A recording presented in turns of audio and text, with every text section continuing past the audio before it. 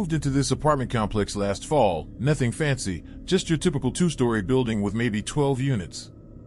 The rent was decent and it was close to my work, so I figured why not. My neighbor across the hall was this woman named Linda, probably in her 50s, always dressed really neat, like she was heading to church or something. She seemed harmless enough when I first met her in the hallway. The first few weeks were normal. I'd see Linda coming and going, we'd do the polite neighbor wave, maybe comment on the weather. She mentioned she worked from home doing some kind of data entry. I work long hours at the office, so I'm usually not around much during the day anyway. Then I started noticing little things. Like, I'd come home and my doormat would be slightly crooked, or I'd swear I left my porch light on but it would be off. Nothing major, just stuff that made me go, huh, weird, and then forget about it. I figured maybe maintenance had been by or something. But then Linda started showing up. Like, everywhere. I'd go to the grocery store on Saturday mornings, and boom, there's Linda in the cereal aisle. I'd stop for coffee before work, and she'd be there ordering a tea.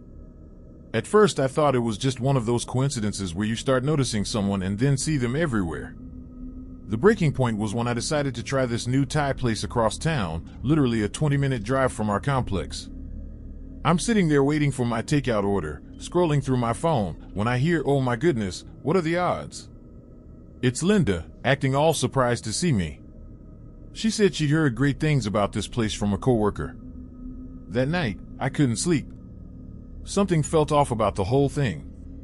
I started thinking about all those times I'd run into her, and they all had something in common. I had posted about these places on my Instagram stories. The grocery store when I posted about needing to meal prep. The coffee shop when I posted a Monday motivation story. The Thai place when I posted asking for restaurant recommendations. So I decided to test it. On Thursday, I posted a story about wanting to check out this bookstore downtown that I'd never actually been to. I even took a screenshot of their Google Maps location. Then I waited. Friday after work, I drove to the bookstore. I parked across the street and just watched for about 20 minutes. Sure enough, Linda's silver Honda pulled up. She went inside, stayed for maybe 10 minutes, probably long enough to buy something small, then left.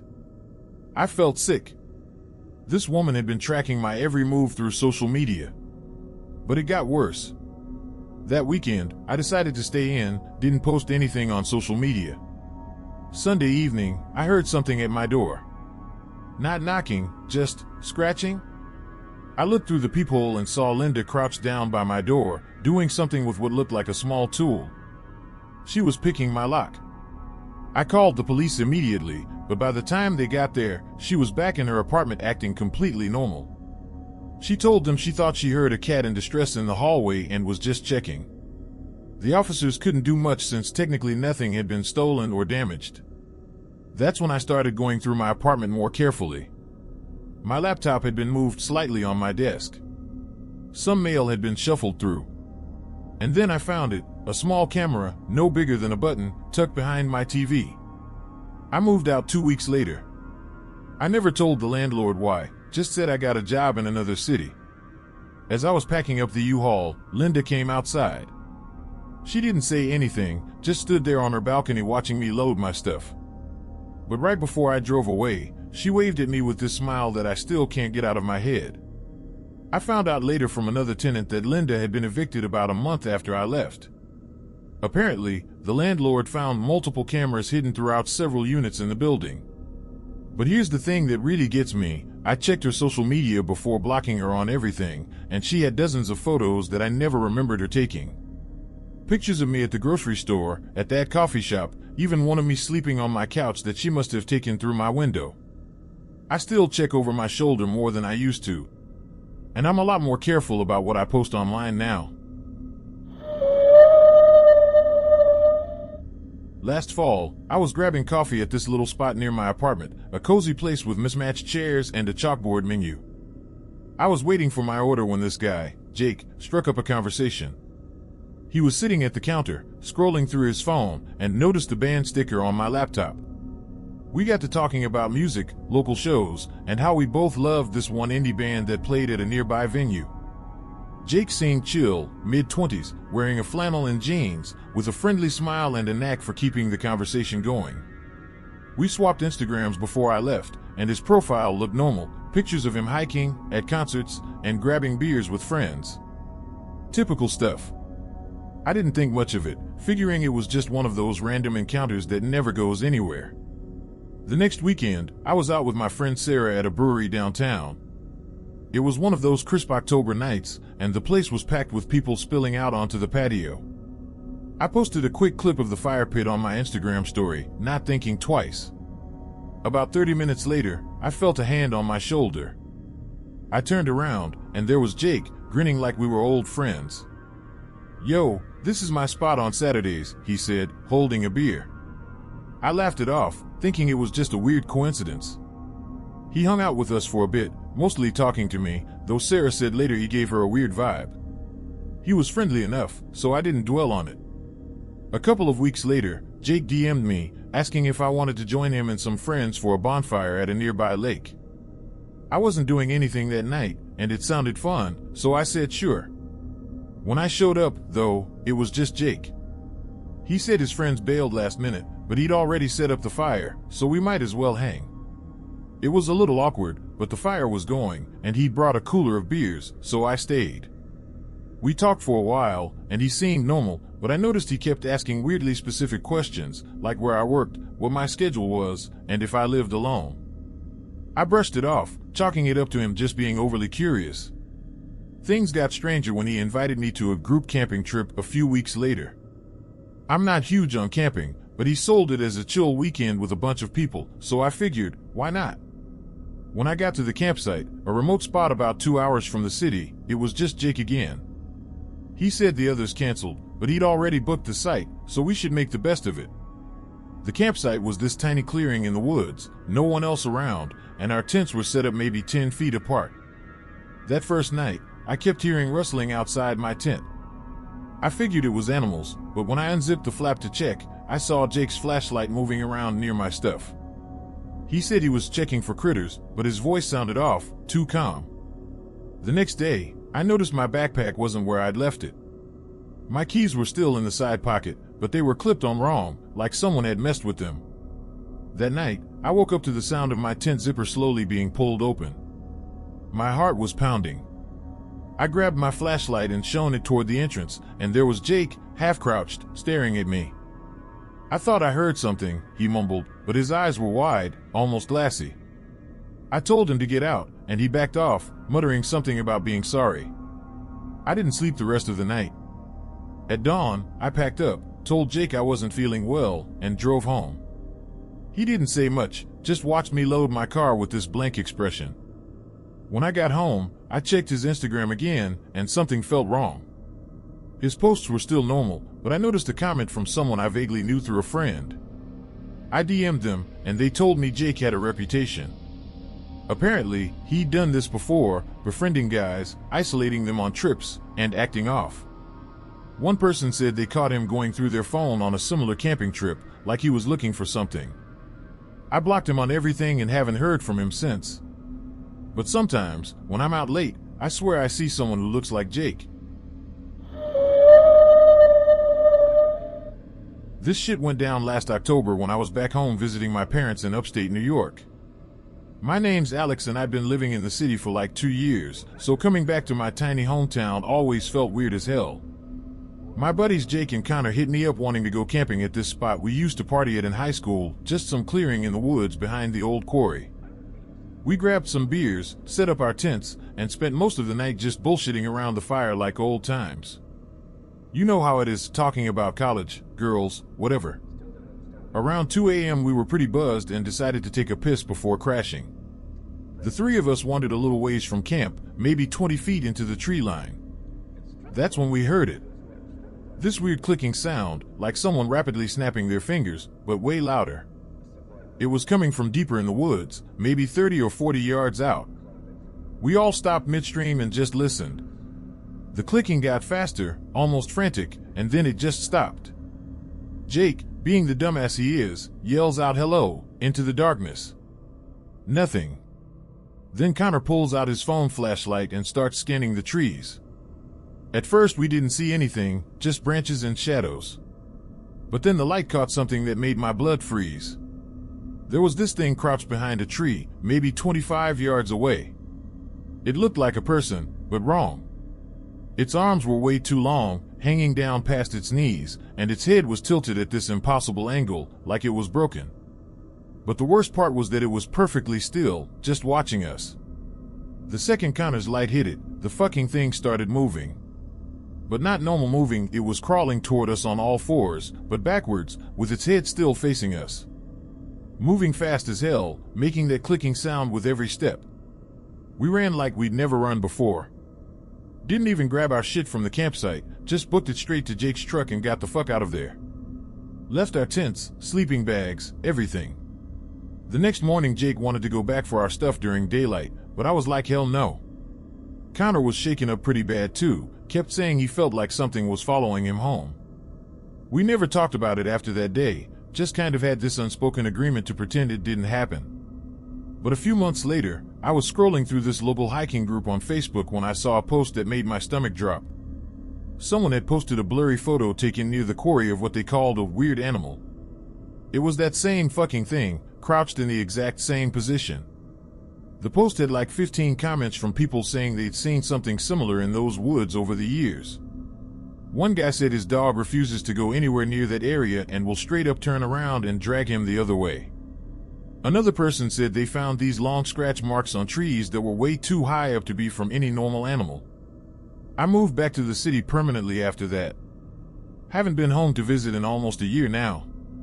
My mom keeps asking when I'm coming back, but I just make excuses. I know it sounds crazy, but sometimes when I'm walking alone at night in the city, I swear I can hear that clicking sound echoing off the buildings behind me. I never turn around to look.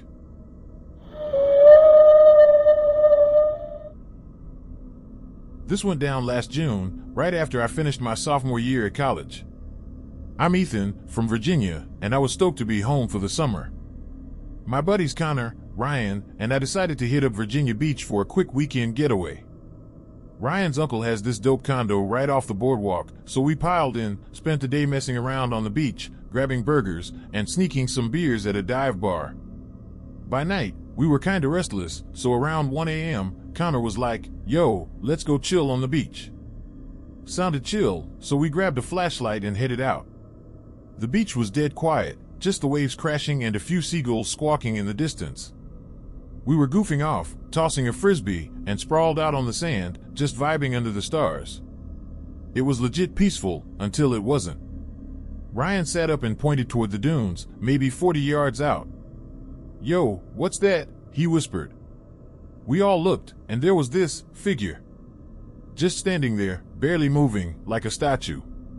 It was tall, lanky, and its head was tilted weird, like it was staring right at us. My stomach dropped. Connor, being the dumbass he is, flicked on the flashlight and aimed it at the thing. The beam hit it for a split second, and I swear, my heart stopped. Its face was all wrong, skin way too pale, almost bluish, with these dark, sunken eyes that didn't blink. It was wearing this tattered hoodie, soaked like it just crawled out of the ocean. The second the light hit it, it bolted toward us, moving so fast it didn't even look human. We screamed, scrambled to our feet, and hauled ass back to the boardwalk, not stopping till we were under the streetlights, panting and freaking out. We crashed at the condo, doors locked, too spooked to sleep. We tried to laugh it off the next morning, like, man, we were just drunk, right? But none of us believed that. A couple weeks later, I started having these nightmares. That thing, just standing at the foot of my bed, dripping wet, staring. I didn't tell the guys at first, but then Ryan hit me up, saying he was having the same damn dreams. Connor too. Always the same, it's just, there, watching, not moving. A few months back, I was scrolling through a local Virginia Beach subreddit, and my blood ran cold. Someone posted a blurry pic from their phone, taken at night near the same spot. It was that figure, half hidden in the dunes, with those same creepy eyes. The comments were wild, people saying they'd seen it too, always at night, always near the water. One dude said he found wet, barefoot prints leading up to his deck, stopping right at his sliding door. Another swore they saw it slip under the waves and not come back up. I haven't been back to that beach since, and I'm not sure I ever will. Not at night, anyway. This happened 2 summers ago when I was 20. I'm from Michigan and my family's got this little cabin up on Lake Huron that we've had forever. My buddy Tyler and I decided to spend a long weekend up there, just the two of us, no parents, no bullshit rules. We got there Friday night and spent Saturday doing the usual lake stuff, fishing, drinking beers, grilling burgers. Nothing crazy. Sunday evening we're sitting on the dock with a cooler of Bud Light, watching the sunset and just chilling. The lake was pretty quiet, maybe 1 or 2 other boats way off in the distance. Around 9 p.m., Tyler points across the lake and goes, "Dude, check out that boat." There was this old fishing boat, maybe a 20-footer, just sitting there maybe 100 yards out. No lights on, no movement, just floating there. We figured maybe someone was night fishing or something. But then we realized it had been sitting in the exact same spot for like an hour. Hadn't moved at all. And there was definitely someone on it. We could see a figure just standing there, facing our direction. Tyler being Tyler, he starts making jokes about it. "Yo, creepy boat guy," he yells across the water. "You lost or what?" We're laughing, thinking it's funny. But then we hear this response, not words, just this low humming sound that carried across the water. Gave me chills immediately. The boat started moving toward us. Slow at first, then picking up speed. As it got closer, we could see there were actually 2 people on it, and something was seriously off about them. They were both just standing there, perfectly still, not touching the steering wheel or anything, but the boat kept coming straight at us. Tyler grabbed my arm and was like, "Dude, we need to get inside now." But I was frozen, just watching this thing approach. When it got maybe 30 yards away, I could finally make out their faces in the moonlight. They looked wronged, like their expressions were completely blank, eyes wide open, not blinking. The boat suddenly stopped and just sat there, bobbing in the water. The 2 figures turned their heads toward us in perfect unison, like robots or something. Then one of them raised their arm and pointed directly at me. That's when we heard the sound. This loud scraping noise, like metal on metal, coming from underneath our dock. Something was down there, dragging against the posts. Tyler and I booked it to the cabin and locked every door and window. We could hear that scraping sound moving around the property for hours, sometimes at the dock, sometimes near the shore, sometimes right underneath the cabin. Every time we looked out the window, that boat was still there, and those 2 figures were still standing on it, just watching our place. We didn't sleep at all that night. Just sat in the living room with a baseball bat and a flashlight, waiting for morning. Around 6 a.m., I finally worked up the courage to look outside. The boat was gone. But here's the fucked up part: when we went down to check the dock, there were these deep scratches carved into the wood posts underwater. Like someone had been down there all night, clawing at them with their fingernails. I told my dad about it later, thinking he'd laugh it off. But he got this weird look on his face and said that back in the 80s, a father and son had drowned in that exact area during a storm. Their boat was never found, and neither were their bodies. I haven't been back to the lake house since. Every time my family wants to go up there, I find some excuse to stay home. Tyler moved to Colorado last year and we don't really talk anymore, but before he left, he mentioned that he still has nightmares about those 2 figures just standing there, pointing at us. Sometimes I wonder what would have happened if we hadn't run inside that night. What were they pointing at? What was making that scraping sound? I don't think I want to know.